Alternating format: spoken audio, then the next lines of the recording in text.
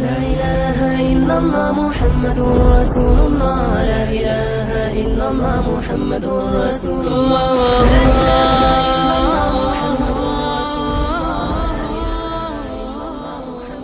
Qırk hadis cananın düşündürmesi.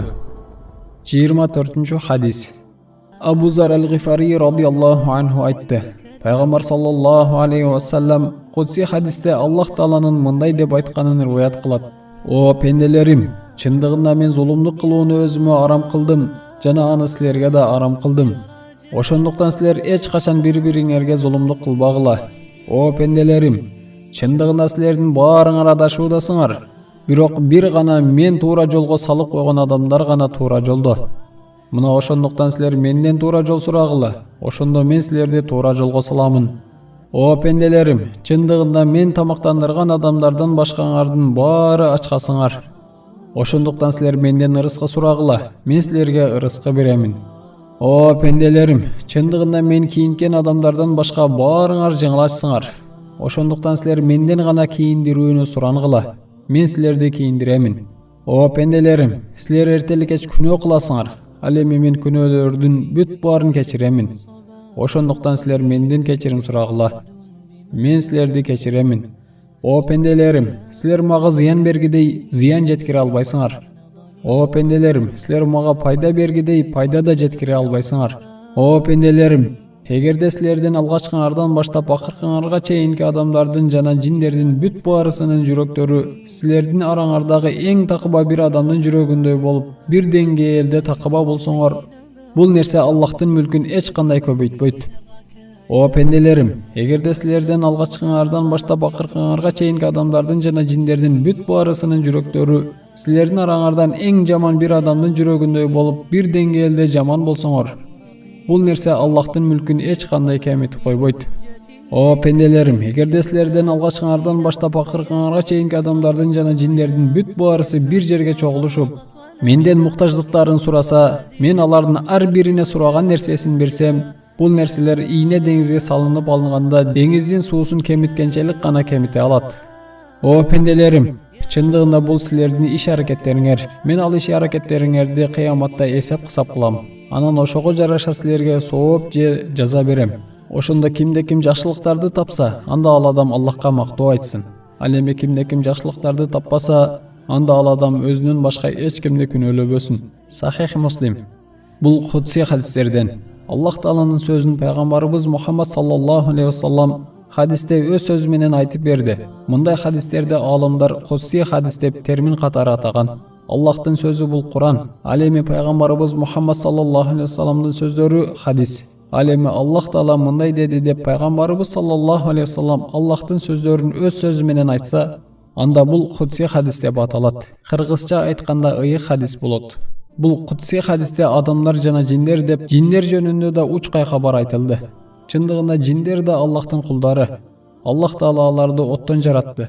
Бул дүйнөдө алар адамдардын көздөрүнө көрүнбөйт. Бирок адамдарга аралашып эле жашашат. Жиндер жөнүндө Куранда айтылган. Алар да өзүнчө уруулар, өзүнчө эл, өзүнчө падышалыктар жана аял эркек болуп жашашат. Жиндердин мусулмандары жана капырлары бар. Алар да кыямат күнүндө кылган иш аракеттеринен суралат. Кылган ибадаттарына жана жасаган жакшы иш аракеттерине жараша сооп алышат. Аллах Таала аларды да бейиш менен сыйлаганга убада берген. Ошондой эле капыр жана күнөөкөр жиндер кылган күнөөлөрүнө жараша тозокто азапталат. Хадистен алынган пайдалар. Биринчи, Аллах Таала өзүнүн улуулугу жана адилеттүүлүгү менен зулум кылууну арам кылды. Аллах Таала өзүнүн адилеттүүлүгү менен зулумдук кылууну өзүнө арам кылды. Жана зулумдукту пенделерине да арам кылды. Экинчи, чындыгында ислам дини бири-бирибизге зулумдук кылуудан тыйган. Адилетсиз болуунун шарияттагы өкүмү арам. Муну кылган адам чоң күнөөгө батат. Аллахтын элчиси саллаллаху алейхи вассалам мусулмандын мал дүйнөсүн тартып алуу, мусулмандын канын жана абийирин төгүү арам экендигин баяндаган.